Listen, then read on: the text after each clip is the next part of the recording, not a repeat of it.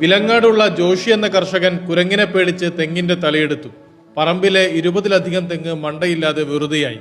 കുരങ്ങ് കൂട്ടങ്ങളോട് തോൽക്കാൻ നിൽക്കാതെ ഈ ഐറ്റം ഒന്ന് പരീക്ഷിക്കുമെന്ന് ജോഷിയെപ്പോലുള്ളവരോട് കുര്യാച്ചൻ പറയുന്നു. കുരങ്ങുകളെ തുരത്തുന്ന പ്രത്യേക ലായനി. ഇത് ഒന്നിനെയും കൊല്ലുന്നില്ല, പരിക്കേൽപ്പിക്കുന്നില്ല, ഒരു തരത്തിലുള്ള ബുദ്ധിമുട്ടും അതിനുണ്ടാക്കുന്നില്ല. പക്ഷെ അതിനെ അകറ്റി നിർത്തും.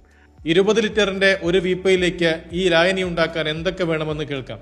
3 കിലോ മത്തി, അത് ഏറ്റവും മോശം മത്തി മതി. രണ്ടാമതായിട്ട് വേണ്ടത് കിളിമീനാണ്, ഇത് 2 കിലോ വേണം. 2 കിലോ ശർക്കര, ഒരു 5 കോഴിമുട്ട, 1 ലിറ്റർ വേപ്പെണ്ണ, ഇത് ലയിപ്പിക്കാനായിട്ട് 30 ഗ്രാം ബാർ സോപ്പ് വേണം. ഇത് കൂടാതെ ഇപ്പോൾ ഇത് ഉണ്ടാക്കി കഴിഞ്ഞിട്ട് ഒരു 7 ദിവസം കഴിഞ്ഞാണ് നമുക്ക് ആവശ്യമുള്ളത് ഏതെങ്കിലും മൃഗത്തിൻ്റെ 1/2 കിലോ മാംസം.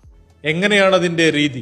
ഇത് നിർമ്മിക്കുന്ന രീതി എന്താണെന്ന് വെച്ചാൽ, ഇപ്പോൾ ഈ മീൻ നമ്മൾ ചൂടുവെള്ളത്തിലൊന്ന് കഴുകണം. കാരണം ഇതിൽ ഫോർമാലിൻ ഉണ്ടെങ്കിൽ ഇതിൻ്റെ പ്രവർത്തനം നടക്കില്ല. അത് ശർക്കര നന്നായി പൊടിച്ച് ഈ മീനും ശർക്കരയും ചേർത്ത് കുഴച്ച് വെക്കണം. ഒരിക്കലും വെള്ളം ചേർക്കരുത് ആ സമയത്ത്. അതിൻ്റെ കൂടേക്ക് തന്നെ ഈ 5 കോഴിമുട്ട ഉടച്ച് തൊണ്ടോടുകൂടി അതിൽ നിക്ഷേപിക്കണം. 5 ദിവസത്തിന് ശേഷം വേപ്പെണ്ണ ലയിപ്പിച്ച് ചേർക്കണം. ഇതിലേക്ക് 1/2 കിലോ മാംസം കത്തിച്ച് പൊടിച്ച് ഭസ്മം ചേർക്കണം. 8 ലിറ്റർ വരെ കിട്ടും.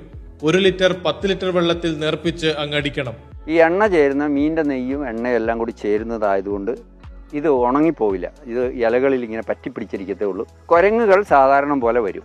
അവയുടെ കയ്യിൽ ഈ മരുന്ന് പറ്റിക്കഴിഞ്ഞാൽ ഇതിൻ്റെ ഗന്ധം അതിഭയങ്കരമാണ്. അപ്പം രൂക്ഷമായ വേപ്പെണ്ണ ചേർന്ന മീനഴുകിയ ഗന്ധമുള്ളത് കൊണ്ട് ഈ കുരങ്ങ് ഏത് ഇല പറിച്ചാലും ഏത് കായ പറിച്ചാലും ഈ കയ്യിൽ അതിൻ്റെ മണമുള്ളത് കൊണ്ട് അതിനിത് തിന്നാൻ പറ്റില്ല. അപ്പോൾ അത് കളയും.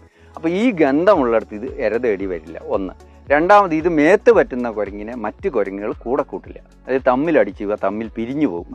അതാണ് കുര്യാച്ചന്റെ ആശയം, ആവിഷ്കാരം. മണപ്പിച്ച് കുരങ്ങനെ മാത്രമല്ല മറ്റു വന്യമൃഗങ്ങളെയും ഓടിക്കാനാകും. കാലികളെ മേയാൻ വിടുന്നിടത്ത് തളിക്കരുതെന്ന് മാത്രം. കേട്ടറിഞ്ഞ് പല കർഷകരും കൂട്ടുതേടിയെത്തുന്നുണ്ട്. അല്ലെങ്കിൽ വനം വകുപ്പ്, കൃഷി വകുപ്പ് സഹായം ചെയ്യുകയാണെങ്കിൽ ഇത് ചെലവ് കുറച്ച് നമുക്ക് വലിയ അളവിൽ ഉണ്ടാക്കിയെടുക്കാൻ പറ്റും. ഏഷ്യാനെറ്റ് ന്യൂസ്, കണ്ണൂർ.